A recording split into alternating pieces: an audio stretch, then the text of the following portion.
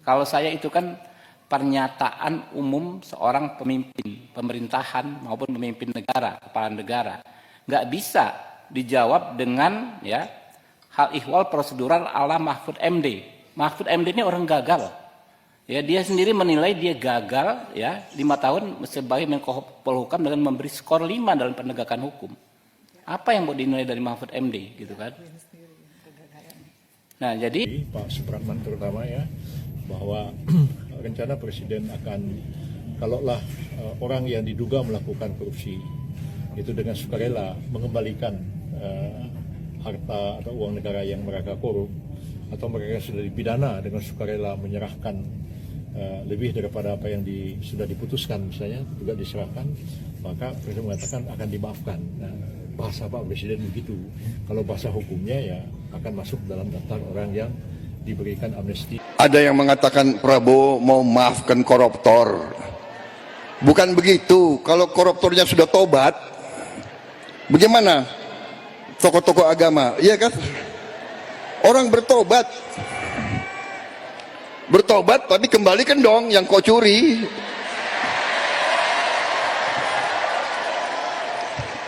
Enak aja.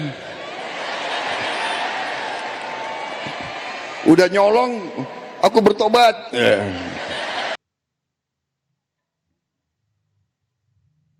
Pidato Bapak Presiden Prabowo Subianto bahwa beliau akan memaafkan para koruptor yang mengembalikan uang hasil korupsi kepada negara ini menimbulkan banyak persepsi daripada masyarakat Indonesia yang kemudian mengatakan bahwa Prabowo tidak serius dalam penanganan korupsi.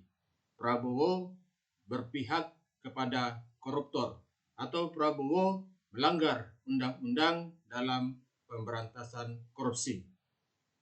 Persepsi tersebut muncul bukan hanya di masyarakat biasa, tetapi juga para tokoh negara, para tokoh politikus, yang salah satunya adalah Mahfud MD. Pernyataan Mahfud MD yang memprotes pernyataan daripada Presiden Prabowo dalam hal memaafkan koruptor ini kemudian mendapat reaksi atau jawaban dari para politikus lain yang mendukung tindakan daripada Presiden Prabowo ini. Karena pemahaman mereka dalam menangkap persepsi memaafkan koruptor ini berbeda konteks dengan apa yang dimaksud oleh Prabowo. Untuk itu, mari kita saksikan bagaimana komentar Habibur Rahman tentang pernyataan daripada Mahfud MD. kalau saya itu kan pernyataan umum seorang pemimpin pemerintahan maupun pemimpin negara, kepala negara. Nggak bisa dijawab dengan ya hal ihwal prosedural ala Mahfud MD. Mahfud MD ini orang gagal. Ya, dia sendiri menilai dia gagal ya 5 tahun sebagai Menko Polhukam dengan memberi skor 5 dalam penegakan hukum. Apa yang mau dinilai dari Mahfud MD gitu kan? Nah, jadi ya teman-teman ya, itu aja. Saya malas, capek kita berdebat ya. Nggak mungkin Pak Prabowo itu menginstruksikan untuk mengabaikan berbagai peraturan perundang-undangan. Intinya adalah semua protokol hukum kita memang ditujukan untuk memaksimalisasi pengembalian kerugian keuangan negara.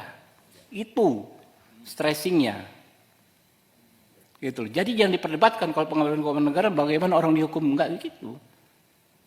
Kita ini memperdebatkan hal yang remeh-temeh tapi melupakan hal yang paling substansi dalam pemberantasan korupsi.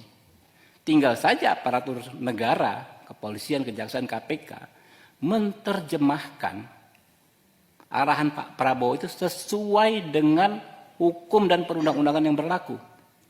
Jadi Pak Mahfud jangan menghasut bahwa Pak Prabowo mengajarkan melanggar hukum dan lain sebagainya, gitu loh.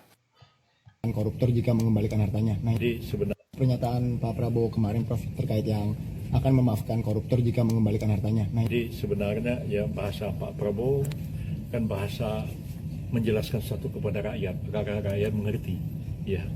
Tapi follow up-nya tentu adalah satu langkah hukum yang diambil oleh pemerintah, yang saya sudah jelaskan kemarin bahwa orang presiden itu kan di satu pihak memang undang-undang pidana korupsi mengatakan bahwa pengembalian kerugian negara itu kan tidak menghapuskan sifat pidana dari perbuatan itu yang mungkin ditanya kan. Nah, ada yang mengatakan itu bertentangan dengan undang-undang. Tapi saya mengatakan begini, harus baca undang-undang lain. Undang-undang lain itu lebih tinggi sumbernya UUD 45, yaitu presiden memberikan gerasi, amnesti, abolisi, dan rehabilitasi. Nah, kalau presiden memberikan gerasi, meminta pertimbangan Mahkamah Agung.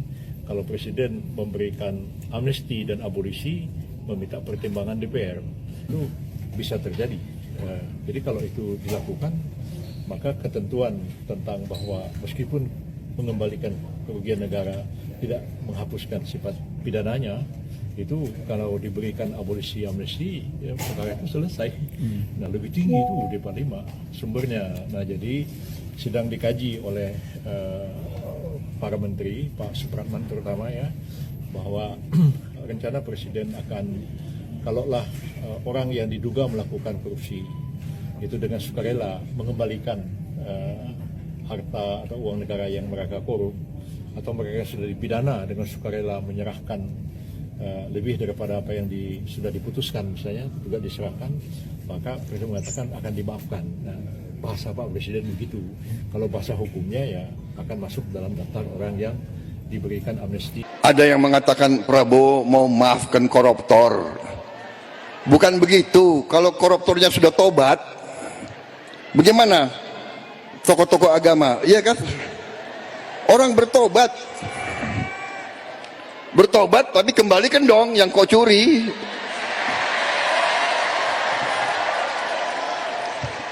Enak aja. Udah nyolong, aku bertobat. Yang kau curi kau kembalikan. Bukan saya maafkan koruptor, tidak. Saya mau sadarkan mereka yang sudah terlanjur dulu berbuat dosa. Ya, bertobatlah, itu kan ajaran agama. Bertobatlah, kasihan rakyat, kembalikan uang itu. Sebelum kita cari hartamu kemana, kita akan cari itu.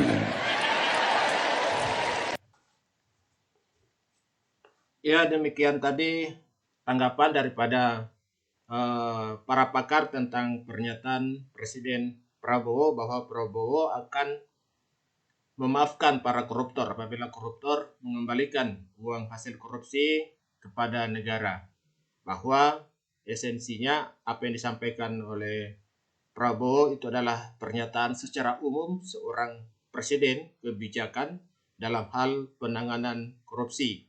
Namun dalam hal teknisnya bahwa pemberantasan korupsi itu tetap mengacu kepada peraturan perundang-undangan yang berlaku, bahwa pemberian maaf kepada koruptor itu tidak mengurangi atau tidak menghilangkan esensi daripada tindak pidana yang telah dilakukan oleh koruptor, dan terhadap para pelaku yang sudah divonis secara peraturan perundang-undangan ini kemudian berdasarkan Undang-Undang 1945 bahwa mereka melalui presiden dapat diberikan pengampunan, gerasi, rehabilitasi dan sebagainya yang tentunya tetap mengacu kepada peraturan perundang-undangan yang berlaku.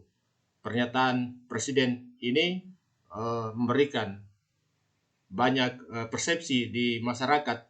Untuk itu, semoga reaksi video ini dapat memberikan pencerahan kepada masyarakat tentang makna apa yang dimaksud oleh Presiden Prabowo dalam hal penanganan tindak pidana korupsi. dan komitmen daripada Bapak Prabowo dalam penanganan tindak pidana korupsi di Indonesia tetap sesuai dengan apa yang sudah dicita-citakan selama ini. Demikian, semoga bermanfaat. Assalamualaikum warahmatullahi wabarakatuh.